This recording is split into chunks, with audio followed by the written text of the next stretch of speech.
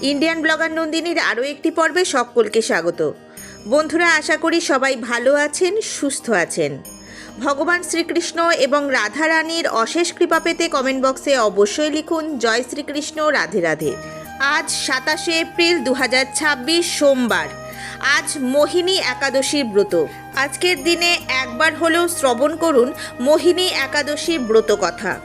বৈশাখ মাসের শুক্লপক্ষের একাদশী তিথিটি মোহিনী একাদশী নামে পরিচিত। আজ বছরের প্রথম একাদশী পালনের পাশাপাশি অবশ্যই পাঠ করুন মোহিনী একাদশীর ব্রত কথা, তাহলে শুভ ফল পাবেন। যদি কোনো কারণবশত আজ একাদশী ব্রত পালন করতে আপনি অসমর্থ হন, তাহলে সন্ধেবেলায় একটি তিলের তেলের প্রদীপ প্রজ্বলন করে অবশ্যই আজকের দিনে একবার হলেও শ্রবণ করুন মোহিনী একাদশীর ব্রত কথা, তাহলে এই একাদশীর পুণ্যফল আপনি অনেকাংশেই লাভ করতে সমর্থ হবেন। ব্রত কথা শ্রবণ করব তার আগে ইন্ডিয়ান ব্লগার নন্দিনী চ্যানেলটিকে সাবস্ক্রাইব করে পাশে থাকা বেল আইকনটি প্রেস করার অনুরোধ রইল, যাতে সকল ভিডিওর নোটিফিকেশন আপনারা খুব সহজেই পেয়ে যান। বিভিন্ন পূজা পাঠের পঞ্জিকা অনুসারে আপডেট পেতে অবশ্যই এই চ্যানেলটি সাবস্ক্রাইব করে নেবেন। চলুন শুরু করা যাক আজকের পর্ব। প্রথমেই জেনে নেব বছরের প্রথম একাদশী বৈশাখ মাসের মোহিনী একাদশীর সম্পূর্ণ সময়সূচি পঞ্জিকা অনুসারে।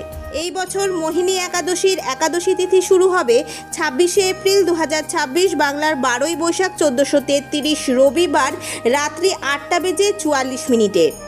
একাদশী তিথি সমাপ্ত হবে 27শে এপ্রিল 2026 বাংলার 13ই বৈশাখ 1433 সোমবার রাত্রি 7:56। এই বছর অর্থাৎ 2026 সালে বাংলা 1433 বঙ্গাব্দে মোহিনী একাদশীর উপবাস পালিত হবে 27শে এপ্রিল 2026 বাংলার 13ই বৈশাখ 1433 সোমবার। মোহিনী একাদশীর পারণের সময়সূচি হল 28শে এপ্রিল 2026 বাংলার 14ই বৈশাখ 1433 মঙ্গলবার পূর্বাহ্ন 9:27 মধ্যে মোহিনী একাদশীর পারণ। চলুন এবার শ্রবণ করি মোহিনী একাদশীর ব্রত কথা। একদা অর্জুন কৃষ্ণকে বললেন, হে মধুসূদন, বৈশাখ মাসের শুক্লপক্ষের একাদশীর কী নাম ও উপবাস করার কী নিয়ম, দয়া করে আমাকে বিস্তারিত জানান। শ্রীকৃষ্ণ বললেন, হে অর্জুন, আমি এক পৌরাণিক কাহিনী শোনাচ্ছি।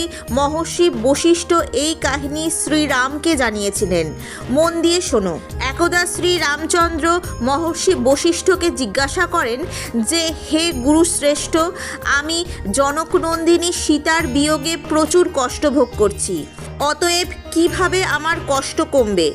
আপনি আমাকে এমন কোনো ব্রত সম্পর্কে জানান যার দ্বারা আমার সমস্ত পাপ ও কষ্ট নষ্ট হয়ে যায়। এর উত্তরে মহর্ষি বশিষ্ঠ জানান যে, হে শ্রীরাম, আপনি উত্তম প্রশ্ন করেছেন। আপনার বুদ্ধি অত্যন্ত কুশাগ্র ও পবিত্র। আপনার নাম স্মরণ মাত্রই মানুষ পবিত্র হয়ে যায়। লোকহিতে ভালো প্রশ্ন জিজ্ঞাসা করেছেন আপনি। আমি আপনাকে একটি একাদশীর ব্রতের মাহাত্ম্য শোনাচ্ছি। বৈশাখ মাসের শুক্লপক্ষের একাদশী তিথির নাম মোহিনী একাদশী। এই একাদশীর উপবাস করলে ব্যক্তির সমস্ত পাপ ও কষ্ট বিনষ্ট হয়ে যায়। এই উপবাসের প্রভাবে মানুষ মোহজাল থেকে মুক্তি পায়। অতএব হে রাম, দুঃখী ব্যক্তিরা অবশ্যই এই একাদশীর ব্রত পালন করুন। এই ব্রতের প্রভাবে ব্যক্তির সমস্ত পাপ নষ্ট হয়।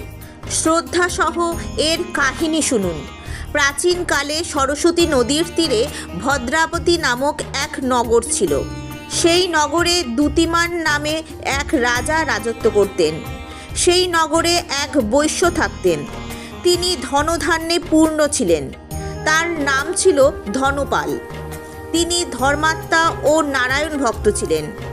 সেই নগরে একাধিক ভোজনালয়, জলচ্ছত্র, কুয়ো, পুকুর, ধর্মশালা, সড়ক, ফলের গাছ লাগিয়েছিলেন তিনি।